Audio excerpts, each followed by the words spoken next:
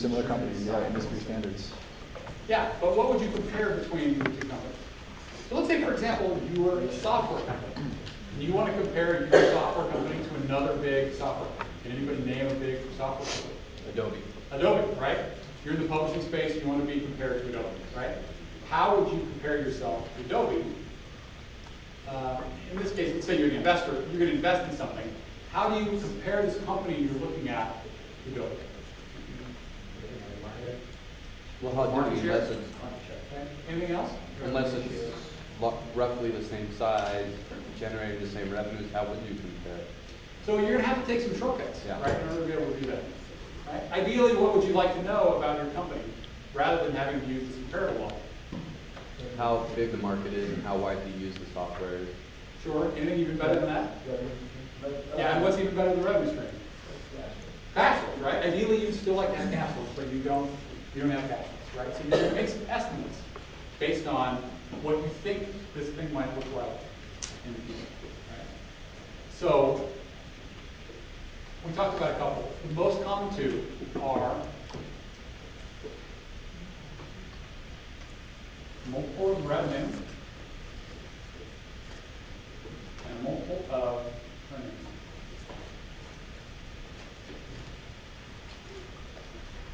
So what you're going to do is you're going to take this hypothetical company and you're going to say, we want to sell this company in 5 years. Right? What do we think the revenues could be of this company? Or what do we think the earnings for this company could be in 5 years? That's the shortcut that you use as an investor, trying to figure out what you think the company might be. What do you think? What are the drawbacks of using something like that? Which is easier? Is it easier to do multiple of revenue, or is it easier to do multiple of earnings? Multiple of revenue. So multiple of revenue is easier. Why? Less math. It's more simple. You don't have to look at those. You really have the VCs figured out. There's another reason why it's maybe easier to do revenue rather than earnings. What's the assumption? There's fewer assumptions, Fewer right? assumptions, yeah. But the cost structures can be vary so widely based on how they run the company. That's true. And so the assumption that you make is, look, if we're in the software publishing space, let's just assume the cost structures on a percentage basis are relatively the same. Right? So that's how you assume some of that kind of stuff. Would there be companies that you could do a multiple revenue, but you couldn't do a multiple earnings? Companies that aren't making money. Yeah. So sometimes your company is not going to be profitable 5 years in the future, and you know they're not going to be profitable, so you can't figure out what a multiple earnings is. Okay? Ideally, if you knew what the earnings look like, this is a better model because it's closer to the thing you'd really like to know what your actual cash flows. Okay? But frequently, you end up using multiple revenue because most of the companies have revenue at some point in the future when you're trying to sell it. So especially if you're doing early stage venture, you're putting money in this business, all of a sudden they start making some revenue, they make a bunch more revenue, and you go to sell it. And strangely enough, the investment bankers that are trying to sell it and the companies that are trying to buy it are evaluating on a multiple revenue. Right? So that's how they're doing some of their analysis as well. So again, you're having to make some assumptions as to whether their revenue forecasts are going to be accurate. And we know that the entrepreneur is going to be optimistic on those revenue forecasts, so you'll still have to make some downward adjustments on those. But if you're trying to figure out what you think this company can sell for in the future, typical shortcut is take the entrepreneur's expectations a couple years out for something like revenue, figure out what a comparable company looks like in the market segment that you're looking at, figure out if it's 10 times revenue, or 20 times revenue, or 1.1 times revenue. Believe it or not, there are some companies that sell less for revenue. So it could be 80% revenue. You're going to use whatever the market looks like and try and figure out what you think this business can sell for in the future. Yeah.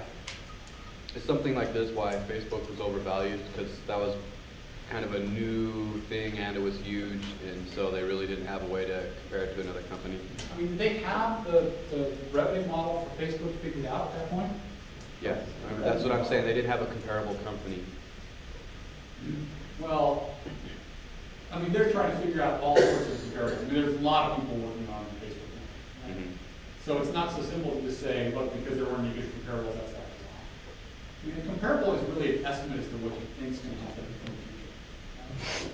So there's a handful of ways that your prediction today might be different in the future. Right? One of the ways is, well, can you give me a couple of reasons why it might be different? You think you're going to make 100 million, but it turns out you only make 50.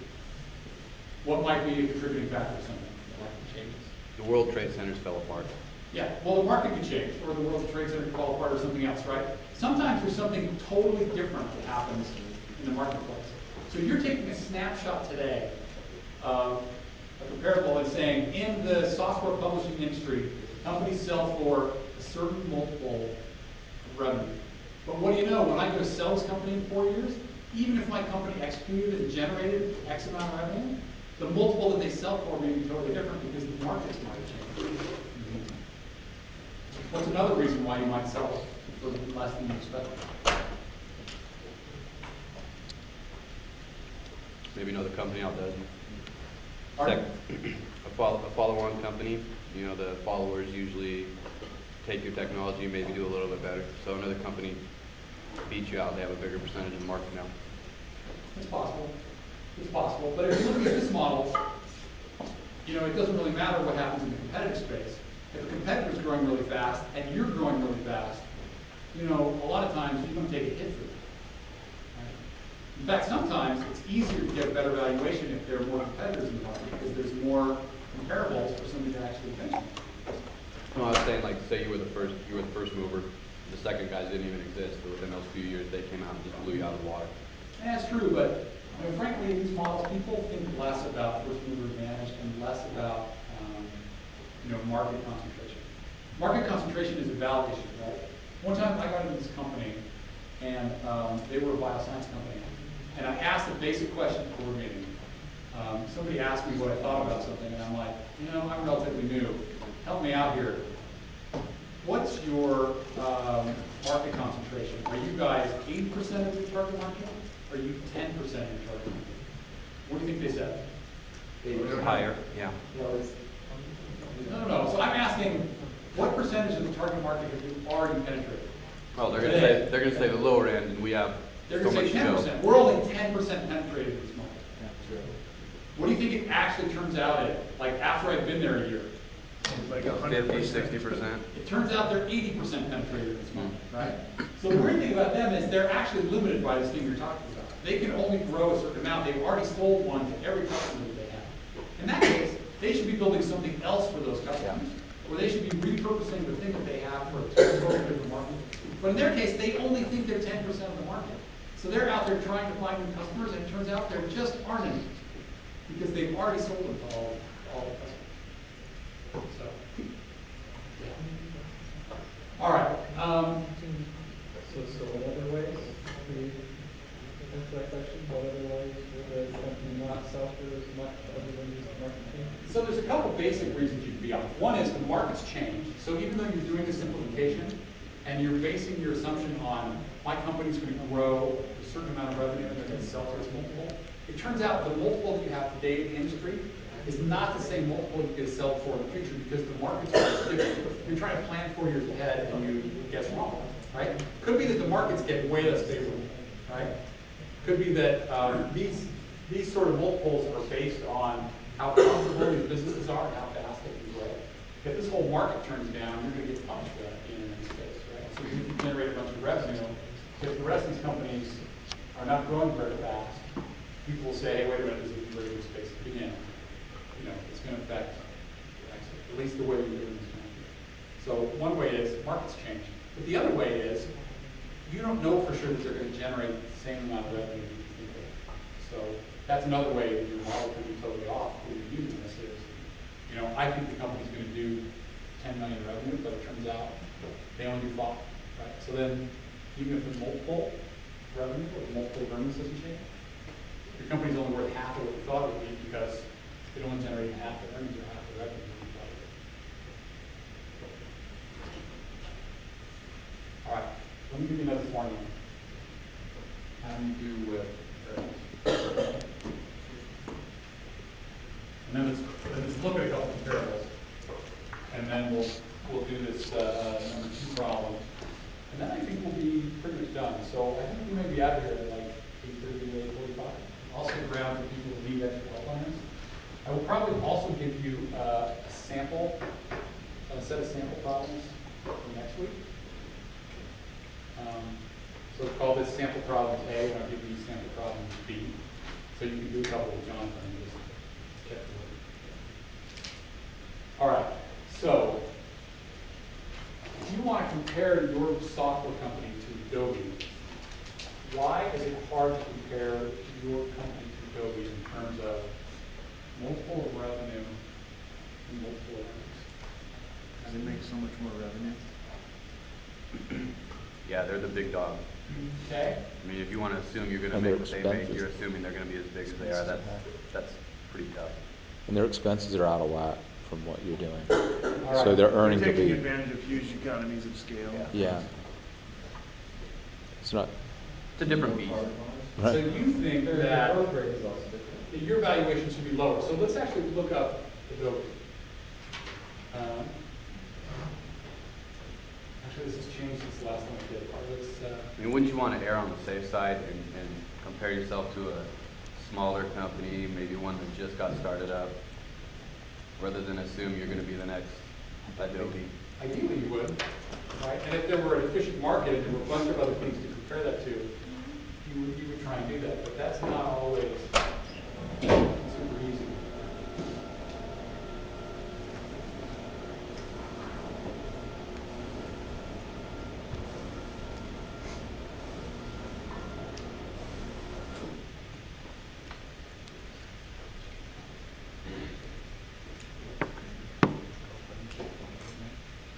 When you look at the economies of scale of Adobe, and you've got to take into account some of their legal costs. I mean, they may be selling a lot more space, but they got a lot of expensive costs to get that building down there. And that's Adobe is kind of the same example. Their costs actually may offset their economies of scales. They are building that in What? They are building Second one. Second, third. but like this, 10 buildings in the Yeah. So I'm going to go into Yahoo Finance. But they may be just a whole lot of gym space that's expensive. Employee retention. I don't know if it'll do it It's by like a name. one-bedroom loft. There we go, Adobe Systems. All right. So, what am I looking for here? Multiple on that earnings. Going up. So, what multiple of earnings? Price to earnings?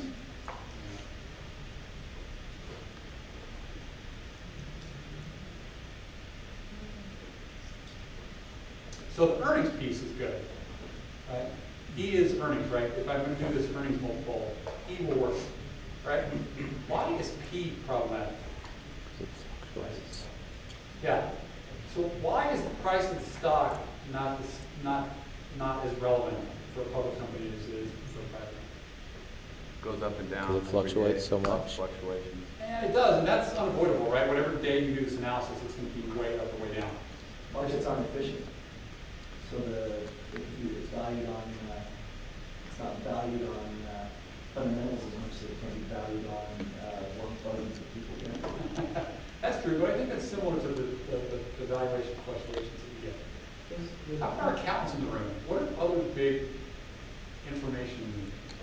Oh, you don't know what kind of investments they've made, so they could have just spent a lot of money on future stuff, which would, you know, if somebody just sees their sheets, oh, they don't have as much cash, they're not worth as much, so their value goes down. That's true. The big piece of what you said, though, is the cash piece, right? So here's an interesting thing about, sorry if you guys here on my left. Here's an interesting thing about the market capitalization, right? So market cap and enterprise value Enterprise value is what's the core value of this business, right? And for a lot of folks, and especially for private equity, venture capital folks, they would say these two things are different. And part of the reason they're different is they're different because of cash and debt. And I'll ask you about this on the end. Right? The difference between market cap and enterprise value is cash and debt. I won't ask you what the actual formula is, although we'll talk about it in a second. But I will ask you to remember that there's two things.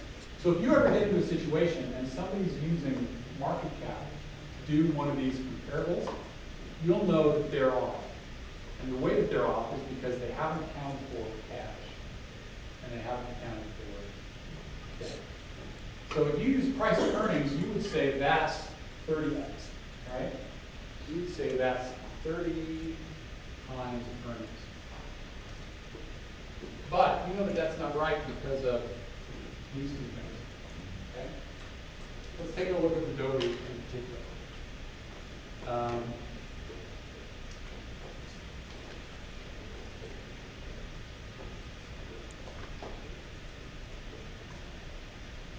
So I just went into key statistics that was over on the right-hand side. Look at the balance sheet. Revenue in billions. How much revenue do they have? Okay, 4.3, almost 4.4 billion. How much cash do they have on hand? 3.6. $3.6 billion. Okay? So the way this formula works is the market cap. Again, you don't have to memorize this, but the market cap is equal to the core value of the company, and then you get to add whatever cash they've got on hand, and you subtract off whatever debt they have. That really means the company has a certain value, and as a shareholder in the public markets, you get whatever the core value is, and if they've got $1 in the bank, you get that too. If they've got $100 billion in the bank, you get that too. So the way you back into this, if you want to move things around, is to say, well, enterprise value equals market cap minus cash and plus debt.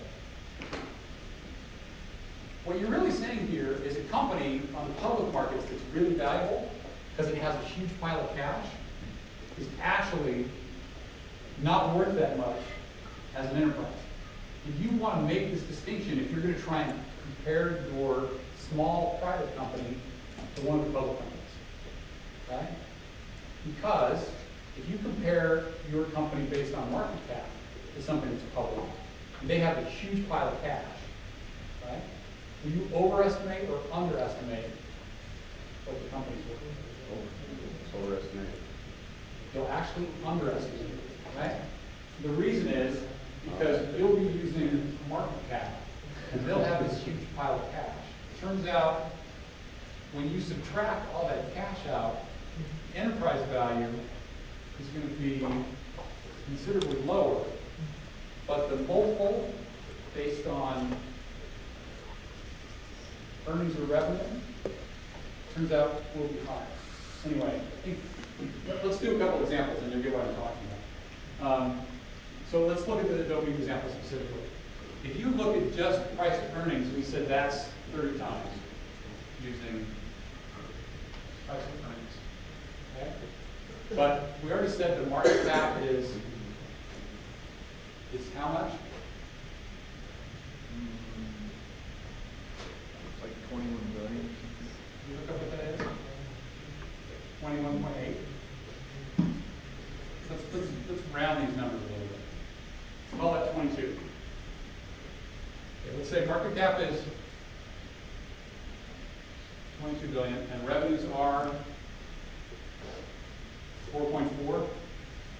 So if you use 22 divided by 4.4, you get what?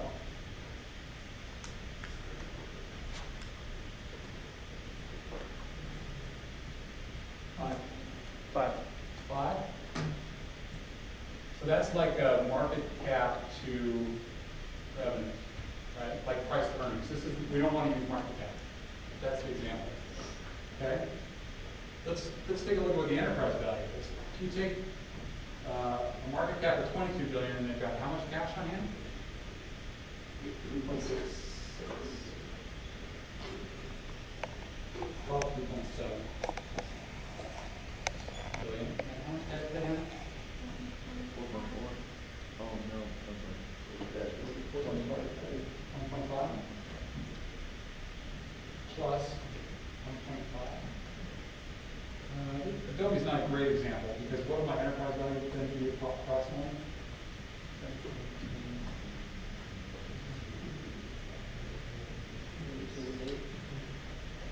What's 22 minus 3.7 plus 1.5? 19.8. 19.8, right? So then we're going to use 19.8 divided by 4.4 equals, somebody do that one for me?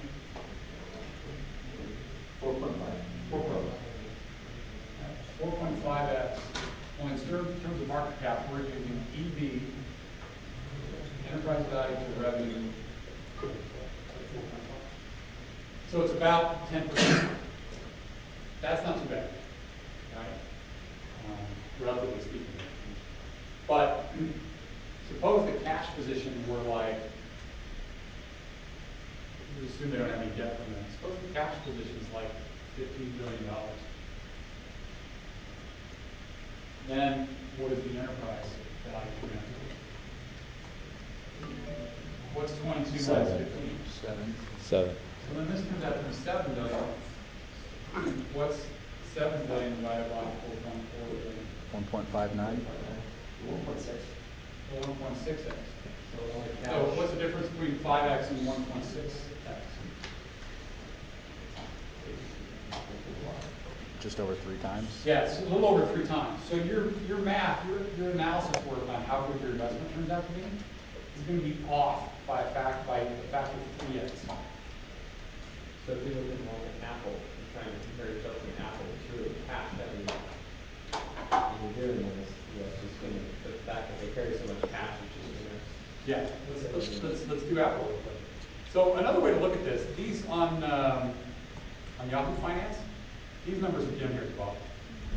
So if you're looking it up, which you will, by the way, when you go to do your exit analysis, so you've got your business plan that you're working on trying to find, you're going to do this analysis on it.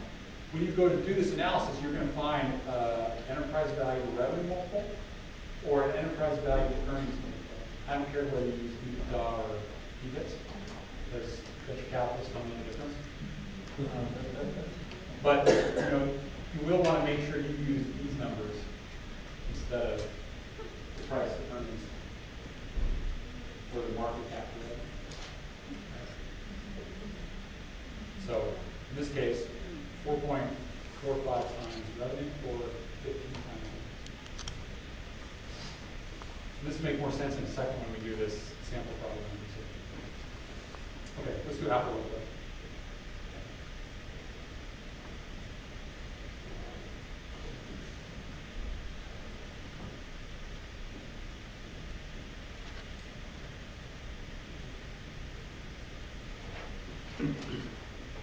Okay.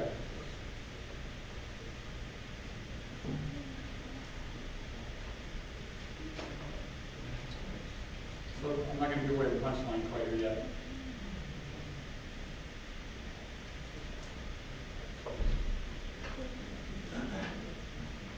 So market cap, 4.23 billion. Enterprise value, 3.83 billion. Not 4 point, it's 4.23 billion. Excuse me, 423 billion and 383 billion. So on a percentage basis, that's off by, what is that, 10% and 15%? So that one's not too bad. Microsoft.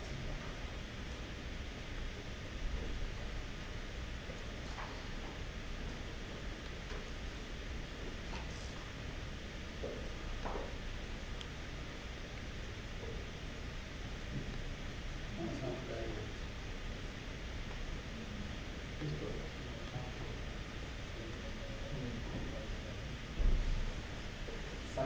hours even. I don't think Facebook will be too far off because, right, see, unless you have a huge pile of cash, unless you have a huge amount of debt, the difference between market cap and enterprise value is not very close. But I would ask you to make that distinction between the two. Right? So you're not using market capitalization, you're actually using enterprise value.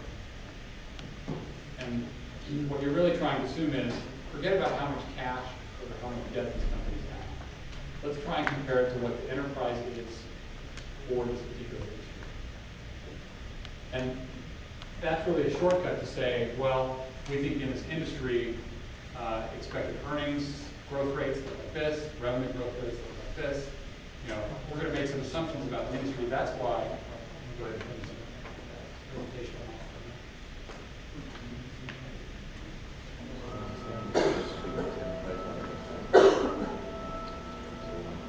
That's why some companies are industries that grow less than one time compared to revenue. Some are industries that give like 20 times revenue. Can somebody think of a type of industry that would be valued at like 20 times the revenue of the company?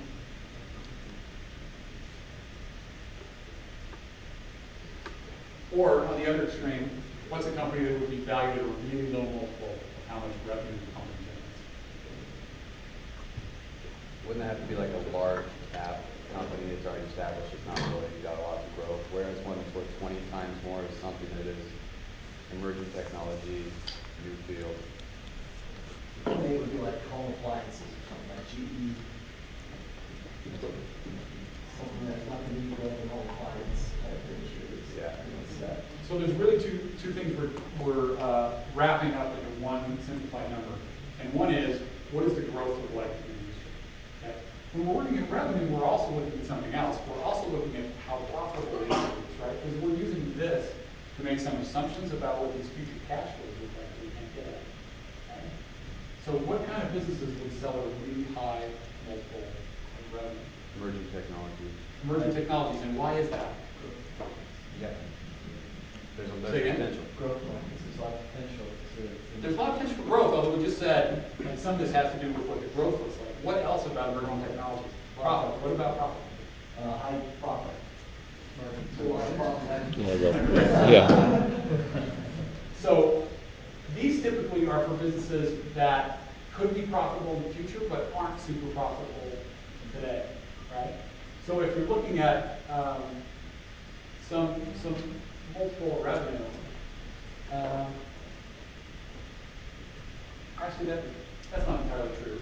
It's easier to look at it in this space. These businesses typically, as a multiple of revenue, have a high cost associated with the revenue. So these are low profit businesses. So even today, these businesses are really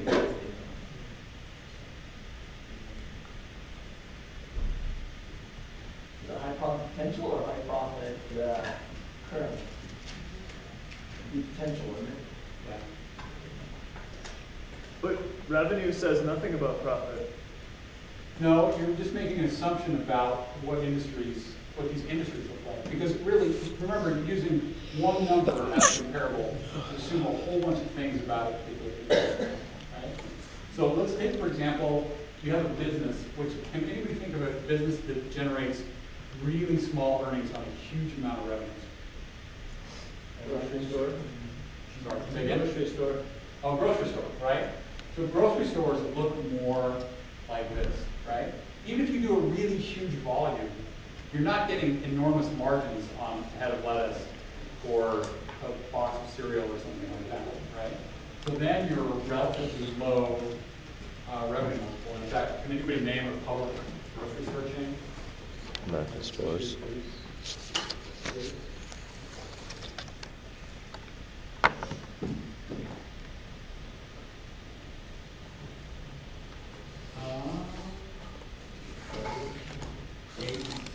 No. What would you consider to be a low? How about Kroger? Did somebody say Kroger? I said Kroger. Yeah. I can't find Associated Foods.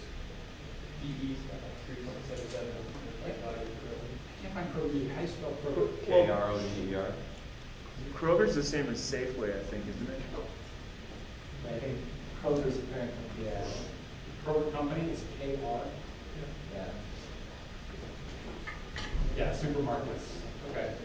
So if you look at Kroger, and then I'm not going to pull the screen down because you guys can get it.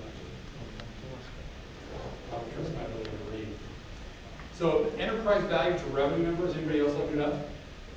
I have GE's.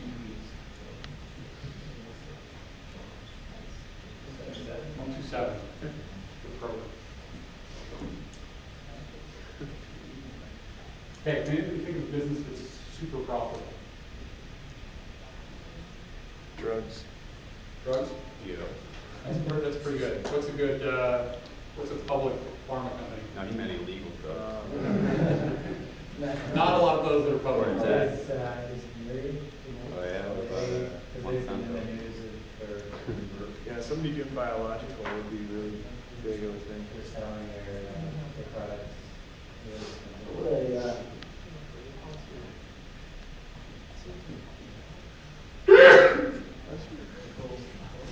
So Myriad Genetics, believe it or not, is only 3.8. It's only about 4 times.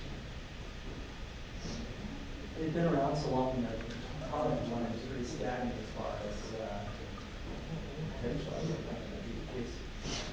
What if biological company that has Fusion.io was one of the companies. My Fusion.io deal was really high profitability. Let's look at they got a ton of money from different VCs too. let's look at multiple of earnings for a second. What if you had a one-time earning business? If you had like a 50 times earnings. So if you're looking at an industry, why might an industry have a really low multiple of earnings or a really high multiple of earnings? Easier to think about the latter. If you're looking at a company and you're looking at projected, Well, low multiples would be like paper clips and pens. I mean, you have to have high manufacturing capacity that you're barely making pennies on what you're doing. So that's like a basic commodity that everybody has. Paper clips, pens.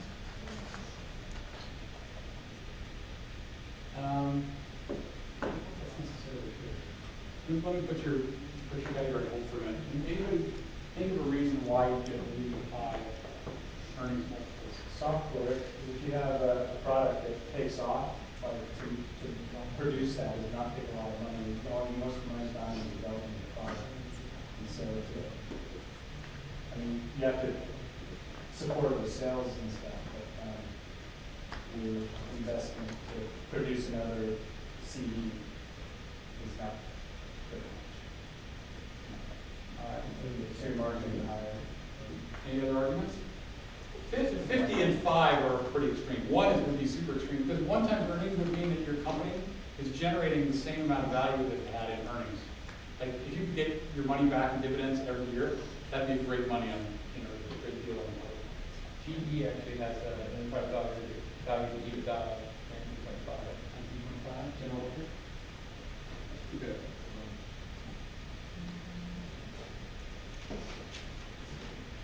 So one reason, especially for smaller companies in industries that you might get really high earnings multiples, is nobody's generating any earnings. So this is a little bit of a tricky model when you're using these sort of industry assumptions, because you might think like, oh my gosh, I love this industry because it's got a huge multiple of revenue or a huge multiple of earnings for all these comparable companies that we're looking at. Well, sometimes that just means that the comparable companies don't do very well. So from an earnings perspective, if nobody's making any money in an industry, then from an earnings standpoint, then the earnings will be really low, which means those multiples will be relatively high. So why would you buy garbage? 50 times earnings of garbage is still garbage. Why would you even? I'm giving you some of the reasons why these are estimates for what your returns models look like. And these are some of the drawbacks. So you get a little nervous if you see it 50 times earnings every time. Yeah, if you're the junior analyst at a venture firm, you're like, oh my gosh, my returns are so awesome. You know, my company is going to have $100 million in earnings, and the companies are valued at 50 times earnings. So what's my company going to be worth? What's 50 times 100 million? A grundle. 5 million, right? My company's going to be worth $5 million. And the senior people in the company be like, absolutely not. There's no way that's going to work. Right? And the reason is because if the earnings of these companies are relatively low, it's really hard for you to generate $100 million in earnings. Okay. So that's some of the drawbacks of using these comparables. Anybody think of another one? What's a problem if you've got a small startup that's doing $1 million in revenue? You're comparing it to Adobe that's doing $4 billion, whatever we decided, or $20 billion. Why is it hard to compare those two companies? If you're looking at just It's a multiple revenue. relativeness of the multiple is so, it's like a penny stock.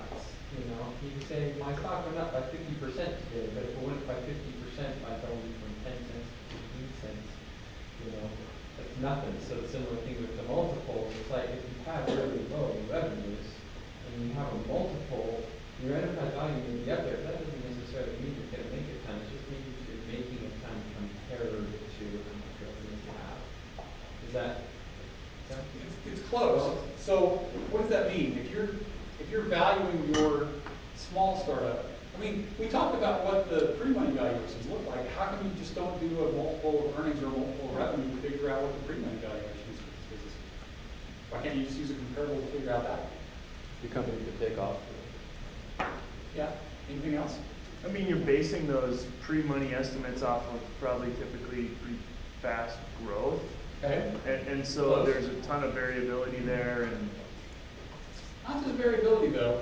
I mean, what's the growth potential for $1 million business? Like, how tough is it to get to be a $10 million business? Is that conceivable? Yeah, but You know what it really is for a software company, right? If you're just getting started and you sold $1 million and you only got a couple customers under your belt, you know, as an enterprise software company, you know, you get 10 times the salespeople, you might be able to do 10 times the revenue. You're getting from 1 million to 10 million is not that tough. How tough is it for somebody like Adobe to get from 22 billion to 200 billion? yeah. It's really tough, right? So the growth trajectories of these companies when they're young is really fast, right? And so that's why it's really hard to compare these fast-growing young companies to older companies. You're actually at a disadvantage trying to use comparables.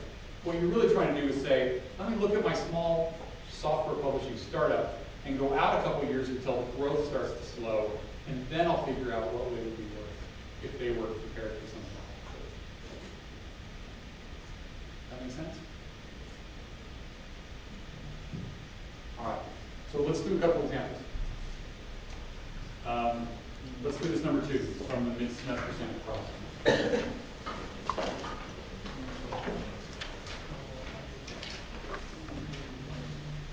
Now we go ahead and put this on the board.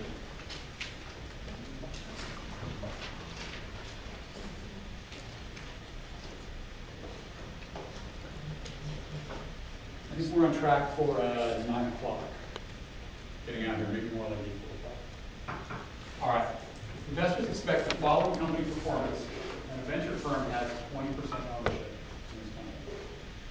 You can tell it when using the sample problem go on. 7, 8, 9.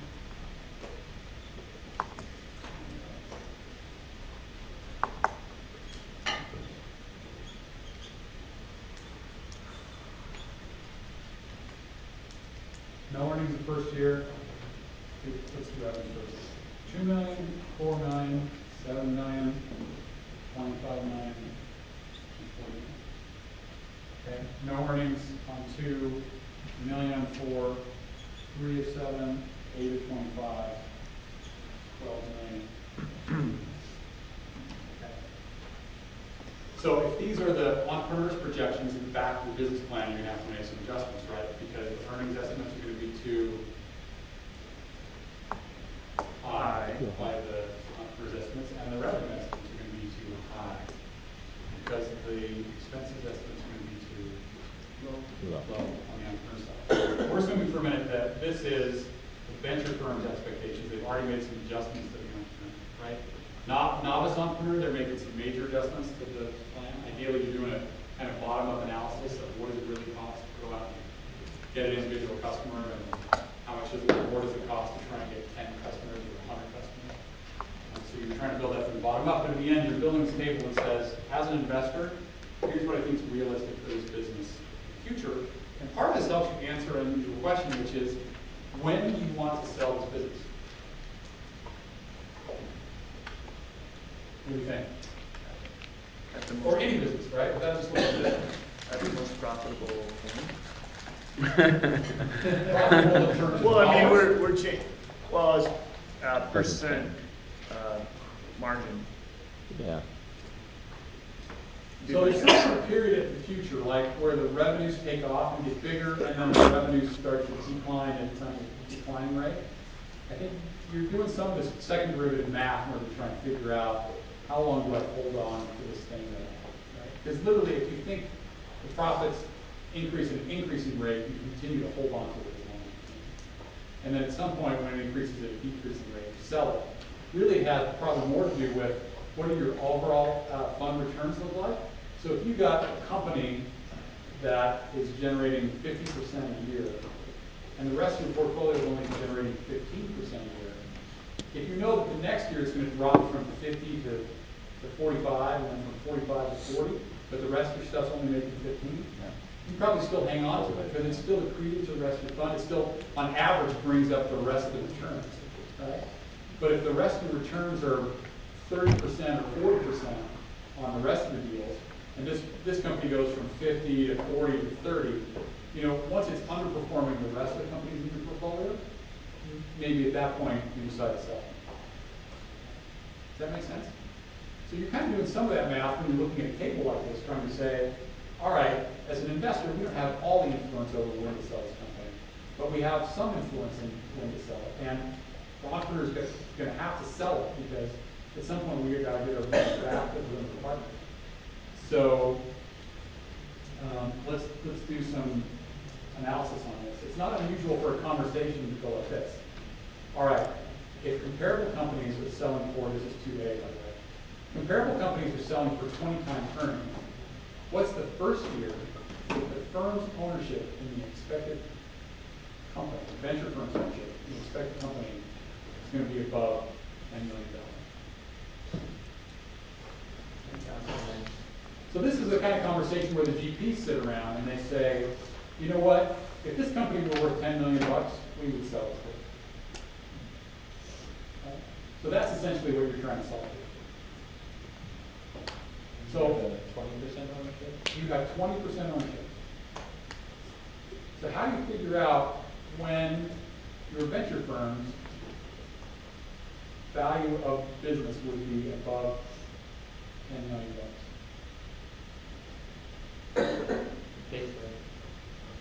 There's two ways to do this, by the way.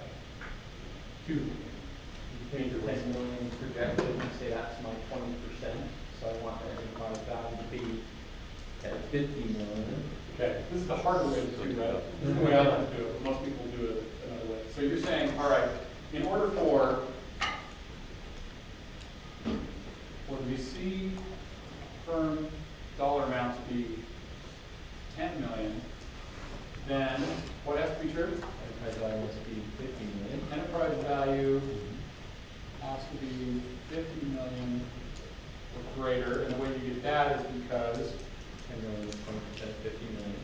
So that's our share. 10 divided by 20%. 10 divided by 20% equals 50 million. 50 million. Okay, so that's where this 50 million comes from. And you can just eyeball it. Then 50 times, if you do 50 times earnings, or 20 times sorry, earnings. 20 times earnings in 2008 is 20,000. and then in 2009, it's gonna be 60. So that's when you cross the thresholds in 2009. All right, you kind of mixing models though. Going this way, what if you hadn't seen the model yet? Then what would have to be true? Divide 50 by your multiple of 20, right? That gives you 2.5 million in earnings. Earnings, yep. Okay, you're dividing 55. By 20. Okay, what is 20 in that case? 20 is your earnings, your time multiple, and that gets you 2.5. So 2.5 million. Right? So earnings must So be if you- above 2.5 million. Yeah. And you're saying earnings must be greater than 2.5 million. You look over here at the table and you say, well, in 2009, earnings are 3 million, and in 2008, earnings are 1 million. So the answer to 2A is 2009, Yep. right? That's where you get 12 million. Okay. So let's assume you don't want to do it this way. I think most of you will not want to do it this way. Do it by the No. year. The easier way is to look at the table and do this, right? And you say, all right, how do I figure out the ownership? If I'm just looking at earnings, how do I figure out when the ownership of the firm will be above 10 million? Just Well, let's look at this. This year, Don't I've do got it. no earnings, so as far as I know, the company's worth zero. Right? This year, I've got 1 million in earnings. so 20 and 2% of that. Nope. Not gonna do So that. 1 million in earnings is 20 million. means what? 20 million in value. It means 20 million And 2% of that's not in, making it. in value of the company We have times 20%. 2%. 20% Or 20%. Yeah. equals 4 4 million. million of firm value. 4 million is not enough, No. right? Here's 3 million. 60. 3 million means the company value is worth 60 million, and then the firm's value is 20%. So 12. 12 million. That number works, right? That's how you come into 2009. You just build a table out. You say, all right, based on earnings, I know that the company's going to be worth a certain amount, and then the firm's going to have a certain amount of value. That's how I figure out. So you're just taking the earnings and timing it by the I'm literally multiplying the earnings times the earning multiple to get the value of the company, and then I'm dividing that by the percentage that the venture firm owns in order to figure out how much value the venture firm has. So you could also just do 20% times the multiple, so you get 4 times the earnings, right? And then so you just do 4 times 1, 4 million, 4 times 2, 12 million. That's true. That's the third way of doing it. And I don't care which way you do it, but I will ask you questions like this question on number 2. I'll give you a table. And the table will say, we think the company's going to perform this sort of way. If you're using earnings multiple or you're using the revenue multiple, how do you think your firm's going to do? How much money are you going to get? Let's look at 2B for a second. So if comparable companies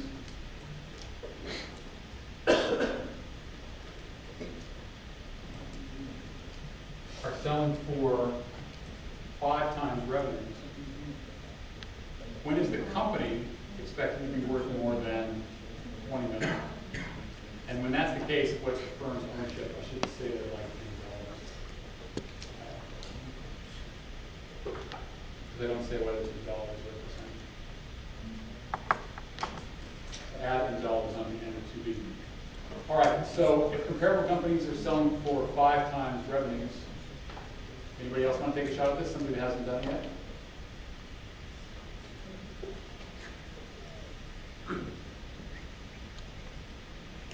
Yes.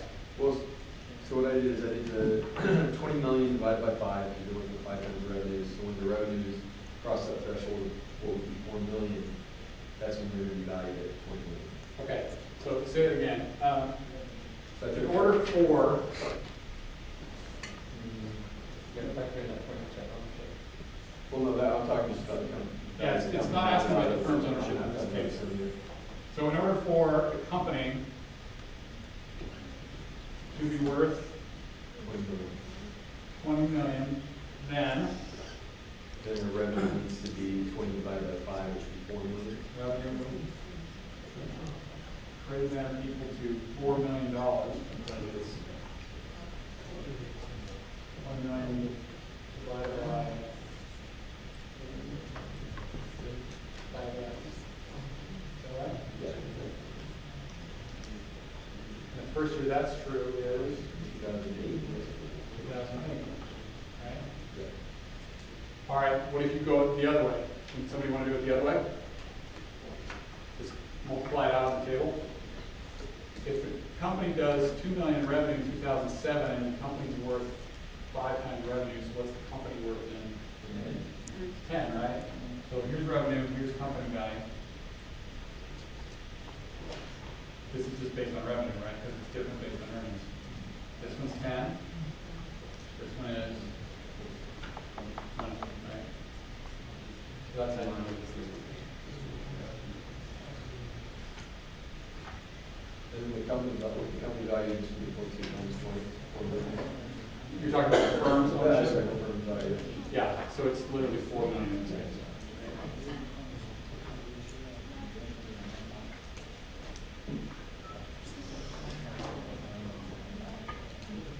Questions?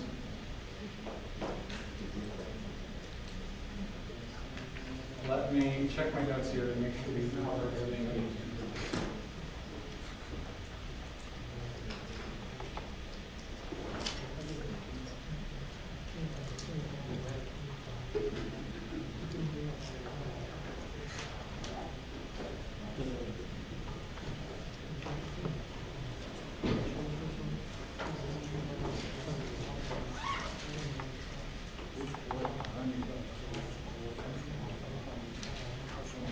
Let me give you a couple unusual cases, examples.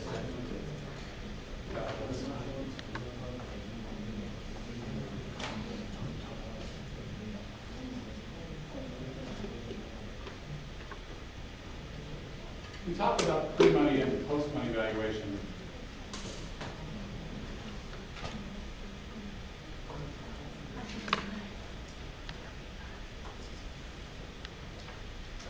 So that's the formula we need.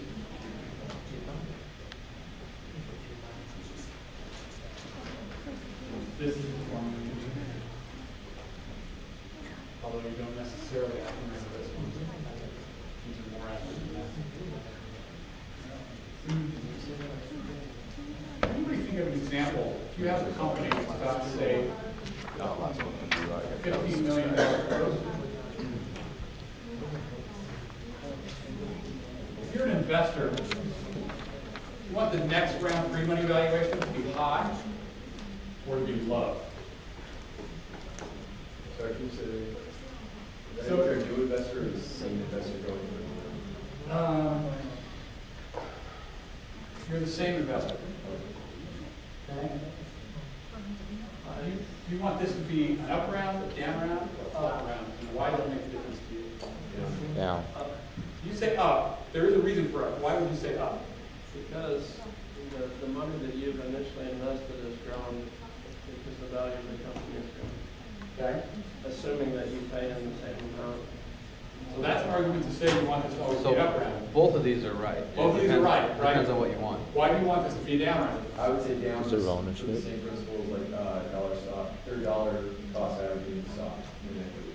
When it drops, there's a chance to get a bigger return overall by putting additional money in. Because, If you feel the earning potential is still there. okay, Because your Because investment will buy a larger value. chunk of the, Yeah. yes, that's the reason why that is true, right? So the biases are, there's no equivocalities about this. You want to sell the business for 50 million or do you want to sell it for 100 million? 100. You always want to sell it for more money, right? But this piece is a little bit trickier because you'd like the business to be on track for 100 million, and if you think that a $20 million business is more on track to be worth $100 million, then you'd rather have this be true. But if it's not going to affect what the outcome is, and you know the outcome is going to be 100 million regardless, then what do you want this number to be here? Down round. You want it to be different, right? Because you're going to pick up this greater percentage of ownership. Right? Does everybody see why that's the case? Does the greater percentage of ownership offset the loss of your value from the first round? Is it? You didn't lose It anything will if until you you get to sell. 100 million. Well, Yeah. That's true. That's true. yeah. Right. In this model, you're just going to get a certain percentage. We still have that same percentage. So the largest percentage is to get a big percentage here, and then have a down round or multiple down rounds, and just continue to pick up more and more ownership percentage. Yeah. But if you're a VC in this down round, I see why this works, as far as taking more risk and getting more reward. But if I'm a VC in the down round and I know that my entrepreneur has a great product, but I'd rather dilute him, then I don't help him at all, right? Hoping that he comes to the next round, and then I can throw in more money, dilute him down, then kick in my skill set to really watch this thing go. So you're saying, assuming there's no other investors going to be coming into this, Yeah. you're better off starting out at a high valuation and then crushing him on the later lower valuation when they underperform. And eventually just replace them. Yes, there is a theory that could be possible. I don't know that the investors actually take that theory. I think most investors don't. They're skeptical, and it's always possible that that somebody else will come in as an investor later and then mess up your whole equation, right? Because it's possible that somebody else will come, you overpay here, and then the valuation gets driven down low, and somebody else comes in and outbids you here, either because you run out of cash or because for whatever other reason you can't afford to compete against that. Maybe you run out of time, right? Then all of a sudden you get crushed as an investor. We'll talk about this when we talk about preferred terms. Most people think about preferred terms as a way for an investor to negotiate with an entrepreneur. A lot of times the preferred terms are a way for one investor to negotiate with another investor, right? Investors that come in at different times, investors that have different amounts of capital to put at work, investors that have different time horizons for how soon they're going to those kind of things can create some weird dynamics between different investor classes. You get one guy who's in like year 8 of a 10-year fund, and you get somebody else that's in year 1 of a 12-year fund or a 15-year fund. Those guys are going to have really weird dynamics in board meetings as to what motivates them. I found this at Control 4, for example. Like, you guys know Control 4, home automation companies after Draper, right?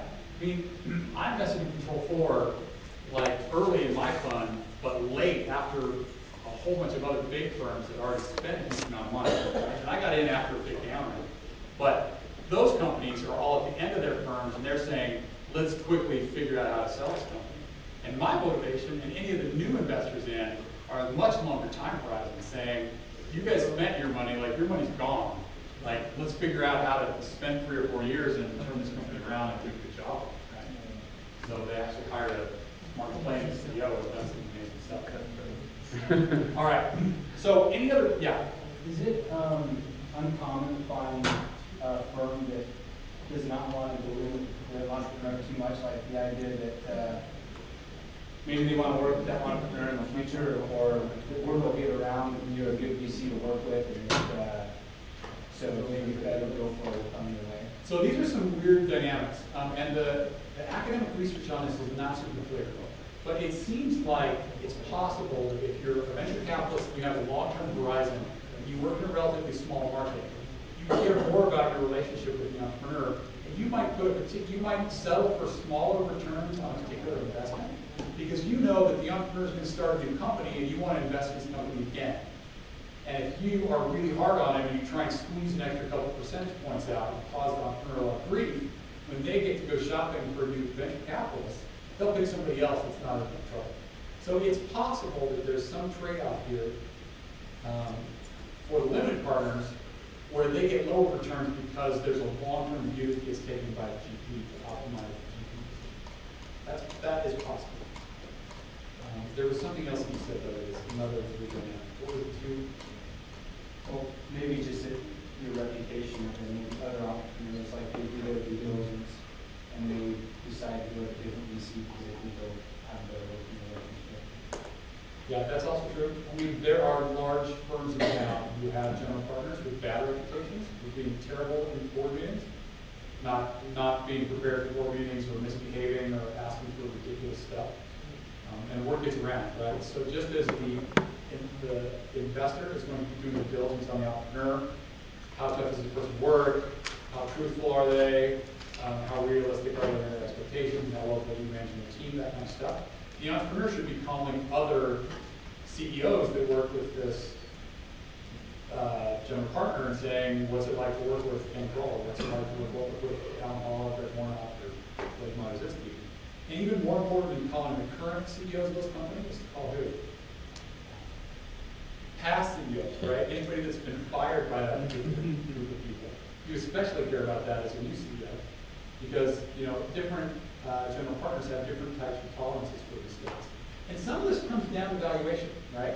Sometimes if you get a company and the entrepreneur says, my company's worth 10 million, and the venture capitalist says, I think it's only worth 5. And you basically settle on 6 million. A lot of times those general partners of the firm are a lot more patient than if the entrepreneur says, no, it's worth 10, it's worth 10, and finally the venture capitalist says, well, it might be worth 9 million, but I'm taking a lot of risk for 9 million. So if it turns out that you're off on your projections, or there's some missteps here or something else, because I've only known a much smaller percentage of this, my tolerance for messing around with you as a CEO is relatively low. If you make a mistake, I'll do what? I'll just fire you, and I'll shop out for a new CEO with somebody new. So that is something that's worth knowing. All right, how about one more interesting dynamic on this? Can anybody think of another reason, aside from maybe hoping that it gets to be worth 100, that the final valuation is higher, to inflate this pre-money valuation on the next round? Say this is 2013. Say this is 2016.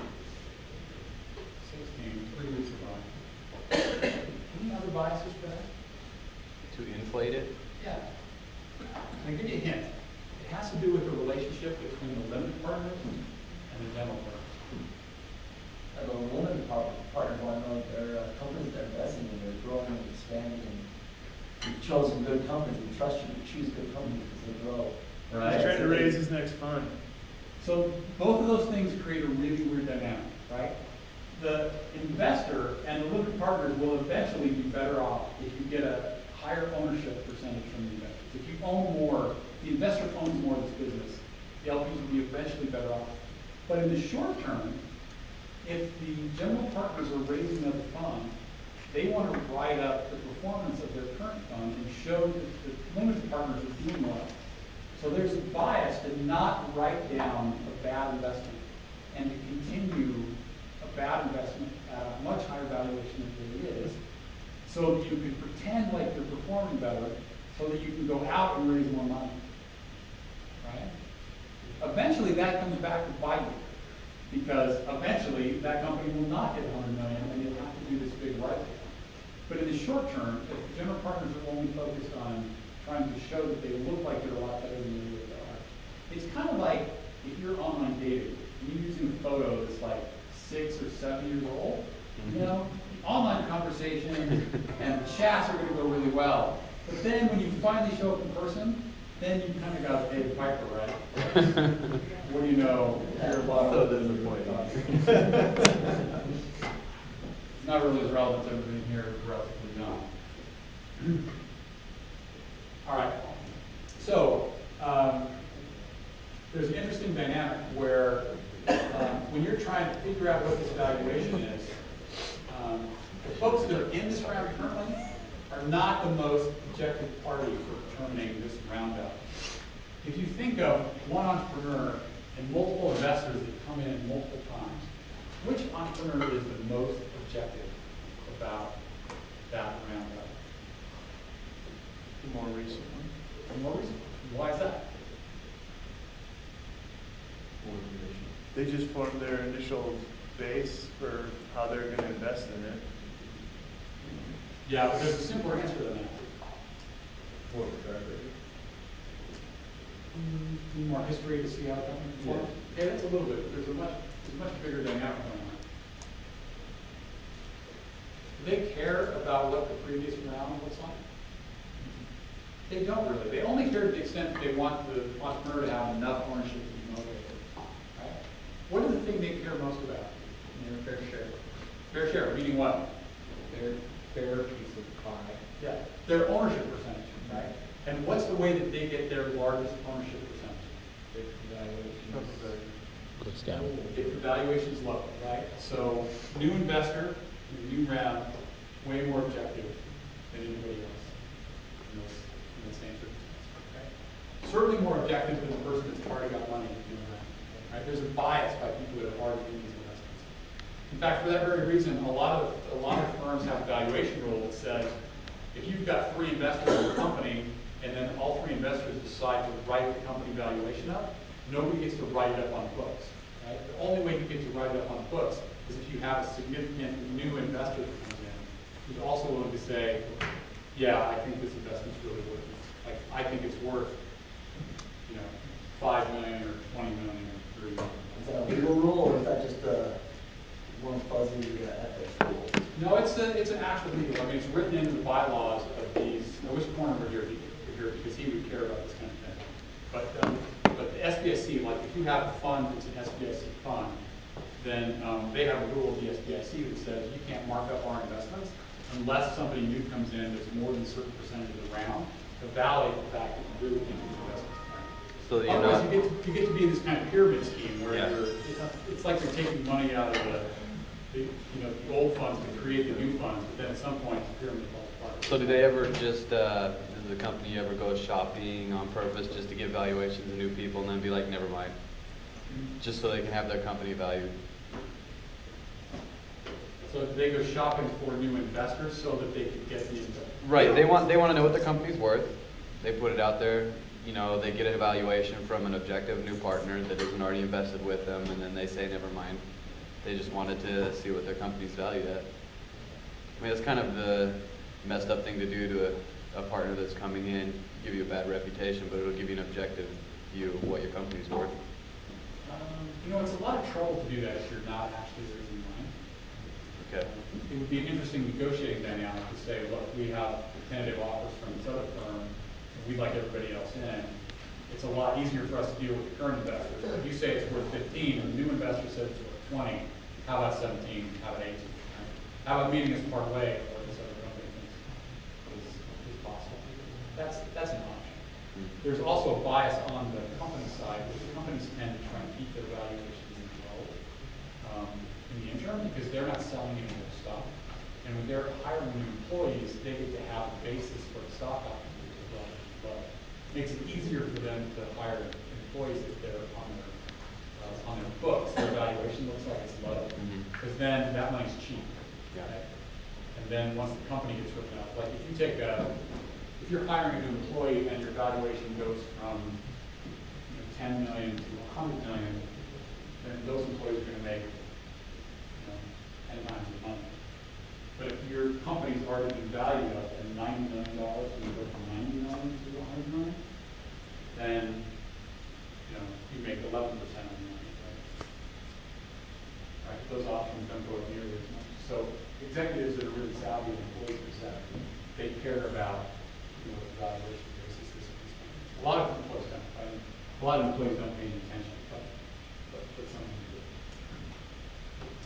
All right. Other questions about comparables, valuation metrics?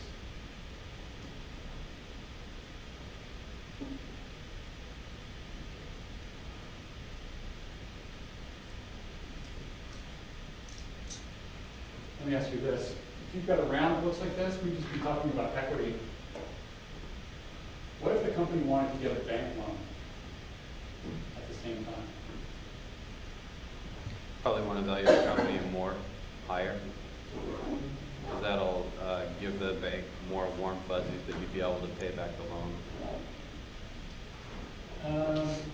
Yeah, assuming that you kept the valuation constant, would you want them to go out and get money at the same time? Or would you not want them to get bank money at the same time?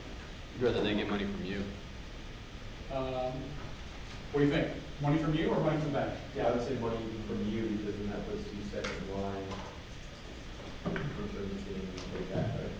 Well, you're going to be you have larger ownership of the company. It is true, there is this liquidation waterfall you go through where the banks are gonna get their money first. So in a downside scenario, you're better off not having a debt holder, because you get your money first, and if the bank's got money in, then the bank gets their money first. Any other reasons why you could think that it's interesting for the investor to have that money in?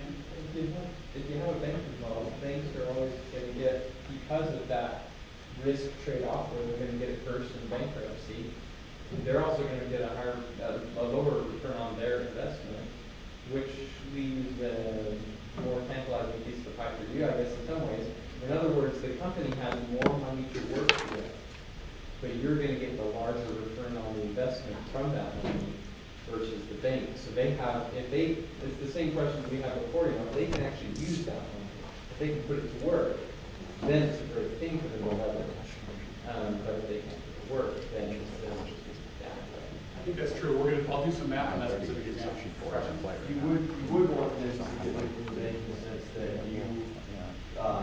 that's just debt they're gonna have to pay back, but you don't lose a ownership portion. Or your percentage doesn't go down by them having to go get another round of financing.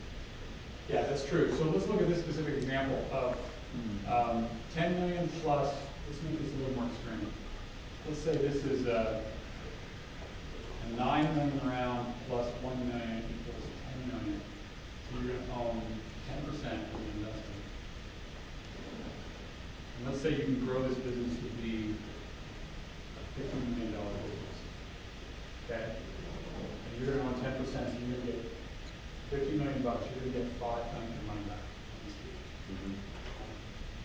Suppose for a second you do 9 million plus 3 million, and this is all equity, right? So your post money is 12 million. What percent are you gonna own? 25%. 25%.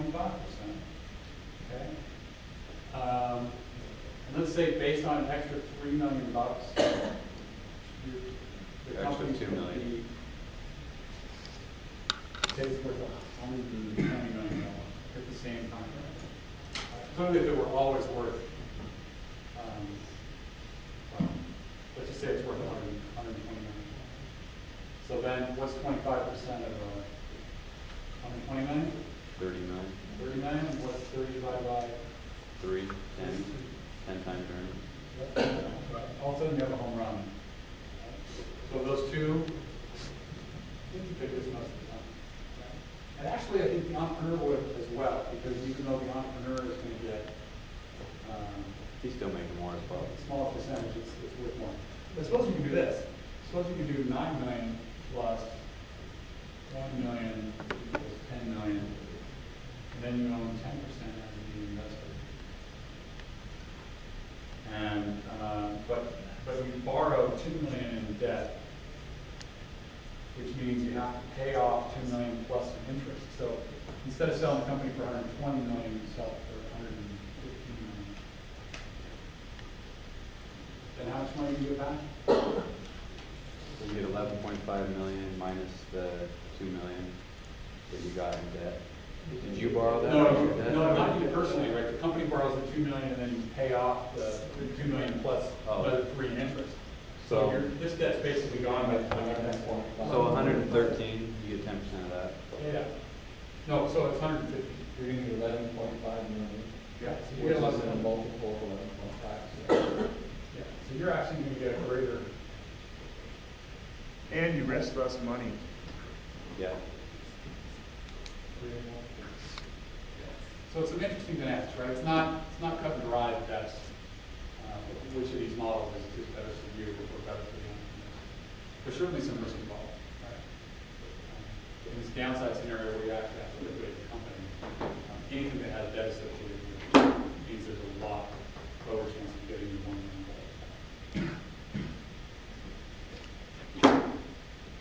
All right. I think we're done. Questions about the exam? That's 2 weeks away, right? 2 weeks away? It's 2 weeks away. So next week, Jonathan will cover his material. A lot of it will be specific to the deal structure for the GP fund formation. A lot of that will be for that first assignment that's now not due next week, but due the following week. If you haven't sourced a business plan already, you should try and find one, because you'll need one. You'll need to be generating this table like you see with problem number 2. You'll need to be going out a couple of years and figuring out how much earnings your company has, but certainly how much revenue the company can do. You'll also need to find a comparable company.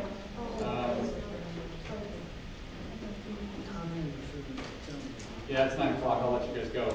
Next time that I have a lecture, we'll actually go through, we did Yahoo Finance today, like let's look up comparables in the public. But somebody else mentioned this, well, wouldn't it be cool to look up private transactions?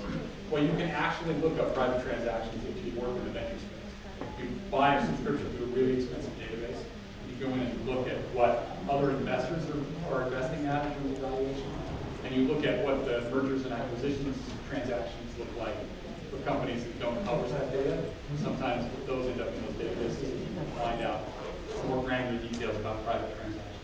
So when you do your exit analysis for the company, you can go to Yahoo Finance and look it up, or you can get together with me after class tonight, and we'll look up some specific examples for the companies that you're interested in. All right? All right. Thanks, you guys. Can you help me with this real quick? Oh, you know what? I do got one more question for you guys. We've been talking about selling these companies for, this is going to be quick, so you can pack up while we're talking. We've been talking about selling these companies for $100 million, or $50 million, or $20 million. How are we selling these companies? Where does that $100 million, or 20, or 50 come from? Right. IPOs? So it could come from an IPO, or it could come from some other sort of private equity, or it could come from a Acquisition. What's more common these days? An acquisition? Yeah. An acquisition is more common today. Why is an acquisition more common than an IPO relative to, say, 20 years ago? It's a smaller business being taken up by a larger company instead of going completely independent on the public market. I don't know. Eliminate the competitor, potentially, that could become aggressive. It's a combination. Platform, yeah. It's cheaper because there's less But why is the administration. industry different than it was 20 years ago? More conglomerates? Oh, I think it's geared more towards tech, and to, I think somebody said eliminate a competitor would be. No, not so much. Why is the regulatory landscape different? Oh, they're not so concerned about monopoly stuff. What happened after the tech bubble in 2000? Crack down on huge IPO. People jump off. So many IPOs that were just nothing behind it. So in reaction to Peregrine, where I work, and what were other big ones? Enron, NCI. So the overhead burden of those companies got significantly higher. The regulatory impact on those companies was significant. So there was a specific act that was made. Do you remember what it was? Sarbanes-Oxley. SOX, right? What does SOX stand for? Sarbanes-Oxley. Sarbanes-Oxley, right? So the landscape changed dramatically after Sarbanes-Oxley. So before Sarbanes-Oxley, everybody wanted to go public, right? Because it wasn't that expensive. After Sarbanes-Oxley, it essentially cost an extra $1 million per year to go public, right? And a lot of companies didn't want to pay that, so it became a lot more efficient to just sell your company into another publisher rather than trying to get it. So Sarbanes-Oxley promotes larger and more That's what you're saying. I'm just saying I'm not a huge fan of Sarbanes-Oxley. I think it's overreaching in a lot of ways. It's an overreaction to a problem. You know, it's like saying, well, if you use a gun to kill somebody, you should get an extra 5 years in prison. And I'm like, no, you should just get executed. My wife and I differ greatly on the theories of the death penalty, but my opinion is whether you use a gun or whether you use a lamp, you know, it's like if you kill somebody, you can still kill somebody. I love my lamp. opinion is, I love land. on Sarbanes-Oxley side, you know, there's really a certain amount of overhead inside, and if you cheat those systems to lie about your reporting structure, then you should go to prison. You shouldn't have to have all these extra reports and extra audits and extra things to try and keep people from being honest. Just punish people for this. Anyway, that's why Starbucks is doing it. John may talk about that. Limited access, mega burgers. Hey, do we want to do 9 to 2? Any It's not bad. I would love to, I don't have any idea. Neither do I. I was gonna sit down and Google this afternoon. Well, the fact that we have the extra week for the fund sheet, or the term sheet, and we need to wait until next week's presentation to get that information, we can delay that, but can we say within the next week, via email, we decide on business plan? Does anybody have information on the starting, you know? So I've been doing, like we talked about Kickstarter. Do we want a company that's kind of the beginning, do we want to fund a company, or do we want something